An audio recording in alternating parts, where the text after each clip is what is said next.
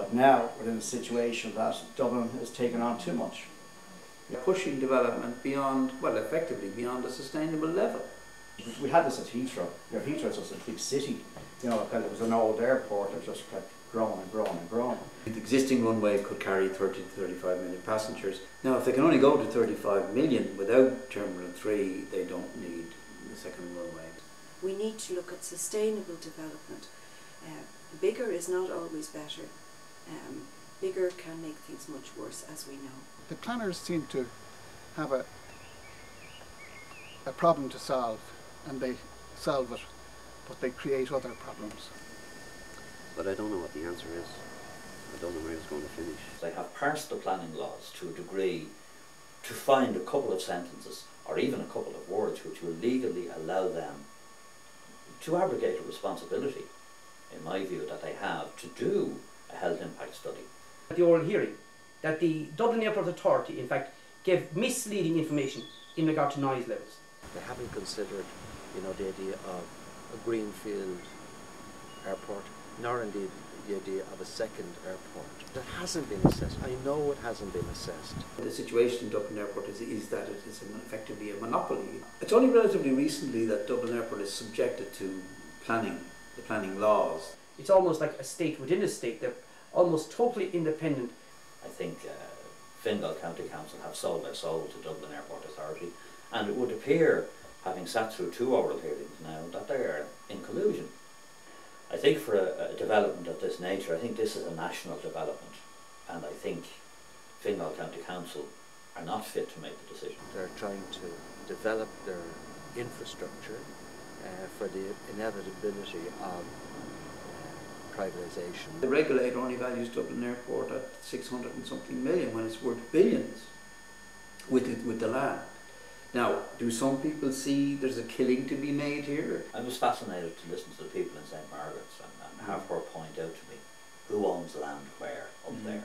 And Macavady, Gannon and McNamara all own land in between the present runway and the proposed new runway on what will become Terminal 3 side. Eastern, is that the western campus, the western campus would be Terminal 3 and its ancillaries, Yeah.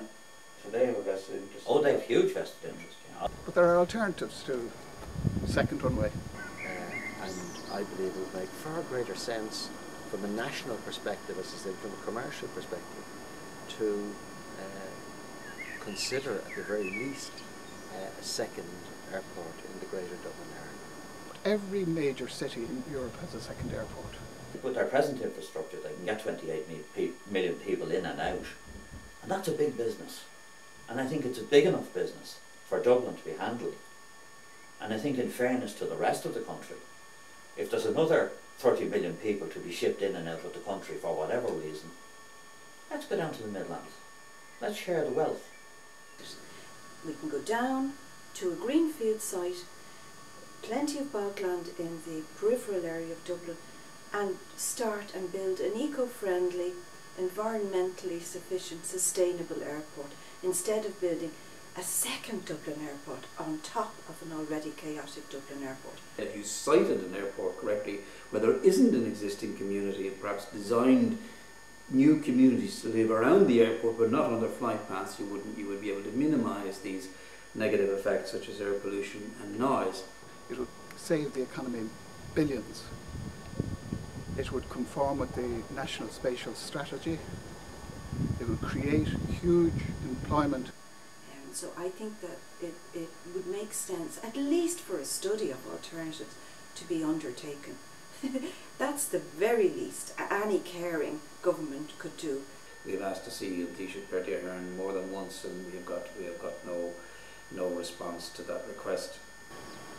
We tried to meet with the Minister for Finance, our Minister for Transport in this matter, and he was very rude to us and indicated really that they weren't considering anything other than the option that had been determined 20, 30 years ago. But the national perspective, the Minister for Finance or the Minister for Transport or the Taoiseach need to be looking at the holistic picture and saying, is this what we want to go? The community have a kind of a helplessness at this stage. I've talked to some people. The woman next door, she's a very, very nice woman, and I talked to her about it, and she really worries about it, but she just has that sense of powerlessness. Now, in regard to the upcoming general election, I would like our local candidates in particular, if they really have the concern of our community, to be much more clear in the position that they have adopted. We have quite a bit of political support.